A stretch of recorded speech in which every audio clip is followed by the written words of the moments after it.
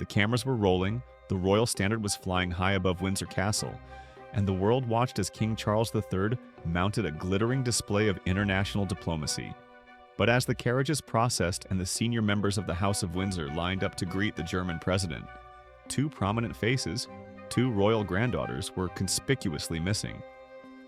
Was this a genuine oversight, a simple scheduling conflict, or was this the definitive, painful sign that the palace is now fully committed to erasing the last vestiges of the disgraced Prince Andrew from official public life? Hello, dear viewers, and welcome back to the channel. Before we dive into the intricate details of royal protocol and the ongoing shadow cast by the Duke of York, please take a moment to hit that like button and subscribe. Your support helps us immensely in bringing you these in-depth looks at the royal family. The occasion was momentous. The start of a crucial 3-day state visit by German President Frank-Walter Steinmeier and his wife Elke Budenbender. This state visit, hosted personally by King Charles III, was designed to underscore the enduring strength and cooperation between Britain and Germany, a relationship deeply important in the new geopolitical landscape. On that Wednesday, the King and Queen Camilla were the picture of stately grace as they formally received the president and his wife in Windsor. The pageantry was exactly what one would expect from a British state reception. Following the initial welcome, the royal and presidential parties embarked on a ceremonial carriage procession that culminated at the historic gates of Windsor Castle. Crucially, the list of attendees supporting the monarch was robust, featuring the very core of the working monarchy. Present for the welcoming ceremony were the Prince and Princess of Wales, William and Kate, embodying the future of the crown. Also in attendance were the Duke and Duchess of Edinburgh, Prince Edward and Sophie, known for their diligent support and growing profile within the slimmed-down monarchy. Furthermore, the Duke and Duchess of Gloucester, seasoned members who consistently represent the stability of the institution, were also there to lend their presence. Yet, despite this significant gathering of senior royals, the absence of Princess Beatrice and Princess Eugenie was noted immediately, particularly by dedicated royal followers across the globe who are perhaps less accustomed to the nuanced rules governing who attends what. The ensuing speculation, especially on foreign news sites and social media platforms, was swift and frankly rather brutal. Many royal fans, unfamiliar with the precise machinery of royal engagements, immediately jumped to the most dramatic conclusion: that the sisters' non-attendance was a direct consequence of their father's ongoing pariah status. The shadow of Andrew Mountbatten Windsor, the Duke of York, is long and dark. Following the catastrophic fallout from his association with the convicted sex offender Jeffrey Epstein and his deeply damaging public interview, Prince Andrew was stripped of his remaining military affiliations and royal patronages earlier this year. He has been effectively exiled from any official public duties. For many observers, it seemed logical, perhaps even inevitable, that the sins of the father might now be visited upon the daughters, leading to their exclusion from the highest levels of royal ceremony. The prevailing rumor circulating amongst those less informed was that King Charles III was enacting a painful but necessary policy, distancing the monarchy entirely from the Duke of York's immediate family to protect the integrity of the crown. However, as is so often the case with the British monarchy, the reality is far more rooted in bureaucratic protocol than in dramatic personal retribution. To understand why Princess Beatrice and Princess Eugenie were absent, we must first understand their fundamental status within the House of Windsor. They are, in the strictest sense of royal classification, non-working members of the royal family. This designation is the absolute key to understanding the guest list for a formal state visit. A state visit is not a family birthday party, nor is it a massive, all-inclusive event like Trooping the Color, where the entire extended family might appear on the balcony. A state visit is a focused, high-level diplomatic function that requires the presence only of those who actively represent the sovereign in an official capacity. Beatrice and Eugenie hold full-time careers outside of the royal firm, and they do not receive funding from the sovereign grant to perform royal duties. Beatrice, for example, has built a successful career in finance and technology, while Eugenie works in the art world. Their focus, quite rightly, is on events that align with their specific individual interests, their chosen professional paths, and their personal charitable endeavors. Their attendance at official high-level diplomatic receptions, such as the German president's welcome, is, and has always been, exceptionally rare. They are private citizens who happen to hold royal titles, and state receptions are reserved for those who are considered the official support team for the king. Consider the composition of the official welcoming party once more. King Charles and Queen Camilla, the monarch and consort, Prince William and Princess Catherine, the future monarch and consort, the Duke and Duchess of Edinburgh, and the Duke and Duchess of Gloucester. These 6 individuals are the core of the working monarchy, the ones who shoulder the weight of official responsibility day in and day out. Their presence is mandatory for such a crucial diplomatic event. The distinction between working and non-working royals has become even more sharply defined under King Charles III's vision for a slimmed-down monarchy.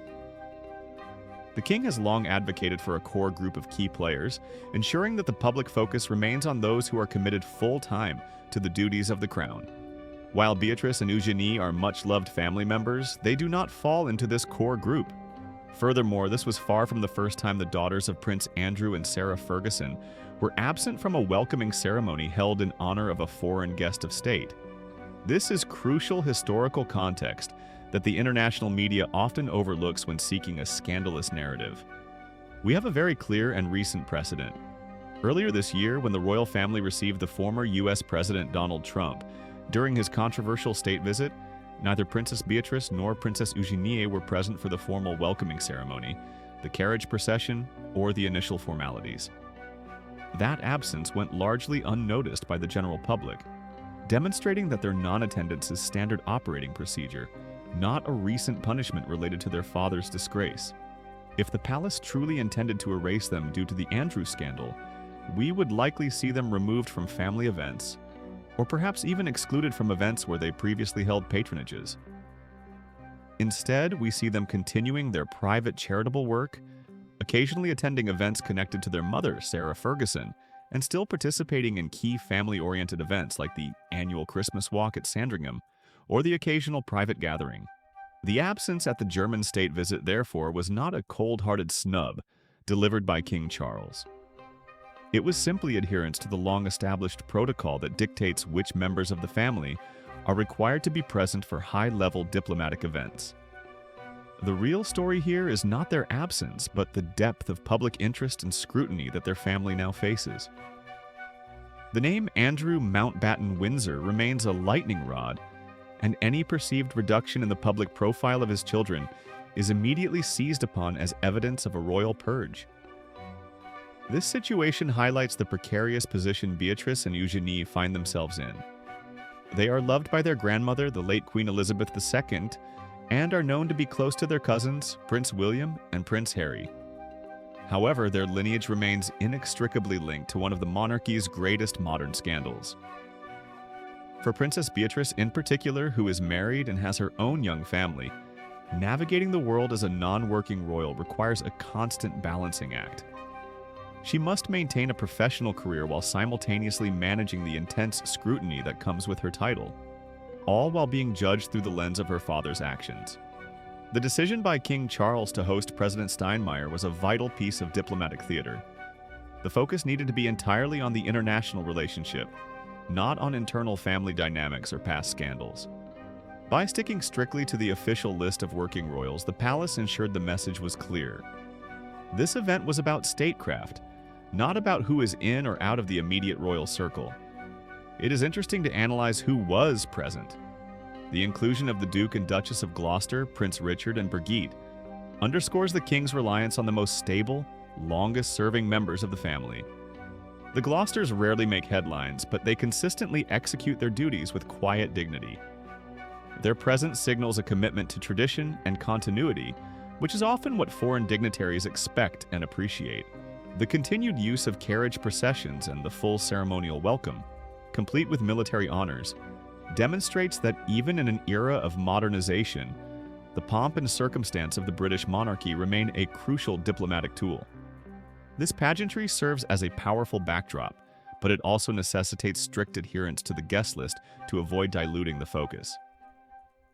In conclusion, while the absence of Princess Beatrice and Princess Eugenie may have fueled dramatic headlines and speculation amongst foreign royal watchers, the truth is far less sensational.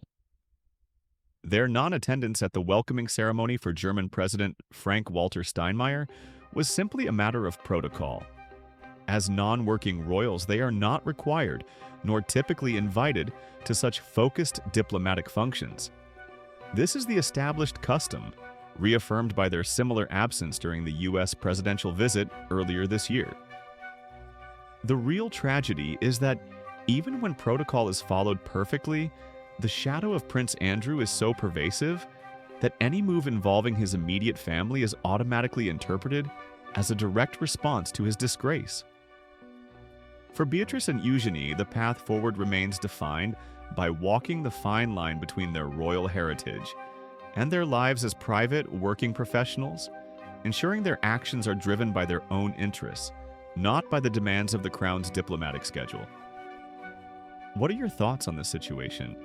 Do you believe King Charles III is right to maintain such a strict delineation between working and non-working royals for state events? Or should Princess Beatrice and Princess Eugenie be included in major ceremonies given their status as blood princesses? Let us know in the comments below. Thank you so much for watching. If you found this discussion informative, please remember to like this video and subscribe for more deep dives into the world of the British monarchy. We appreciate your support, and we'll see you in the next video.